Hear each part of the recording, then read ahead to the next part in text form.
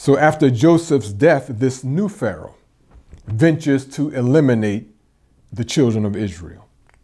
Now it states, and Joseph died, and all his brethren in all that generation. And the children of Israel were fruitful and increased abundantly and multiplied and waxed mighty and waxed exceeding mighty. And the land was filled with them.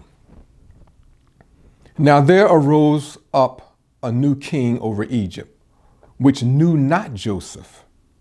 And he said unto his people, behold, the people of the children of Israel are more and mightier than we. Come on, let us deal wisely with them, lest they multiply, and it come to pass that when there falleth out any war, they join also unto our enemies and fight against us, and so get them up out of the land. Now let us consider these verses. Again, we're looking at the handwriting on the wall, or we're looking at the scenes we're given in the prophecies, the headlines before they occur. It's okay if you don't believe it, but I believe right now most of you should believe it. If you know anything about the teachings of the Honorable Elijah Muhammad and what he taught, and if you know anything of the Honorable Louis Farrakhan's labor among us for more than 40 years in the absence of the Honorable Elijah Muhammad, in the words they spoke, then you have to believe these books give us the headlines before they occur. Of course, if you don't know, then you're just ignorant, and that's very dangerous at this time, in the fall of America, in the hatred of the Caucasian people that they will begin to express upon us.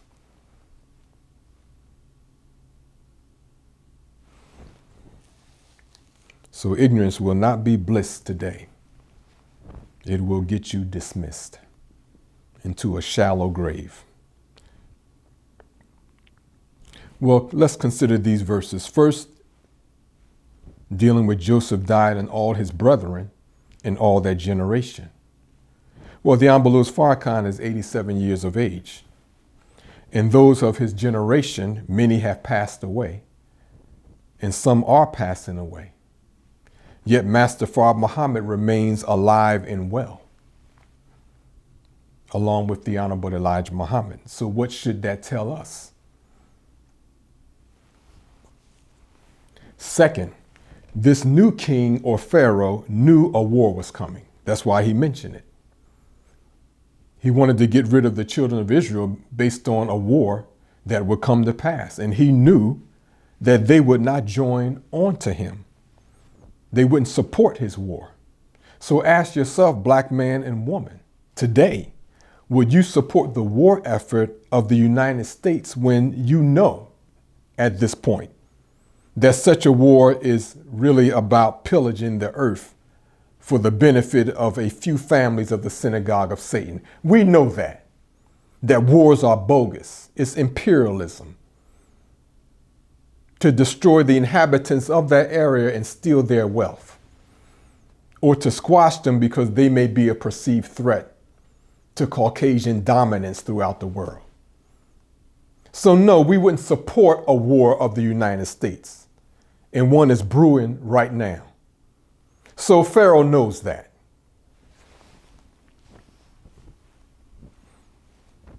So no doubt black people would be surprised to hear the wise Caucasian leaders in their private councils discussing how mighty black people have become in the United States.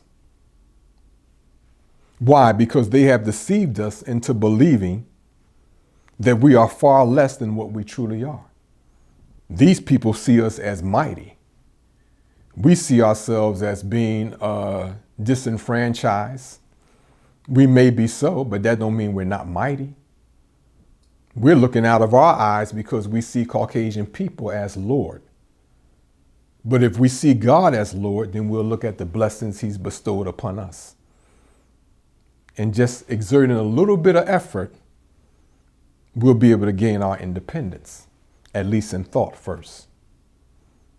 Now, Pharaoh says, let's deal wisely with them.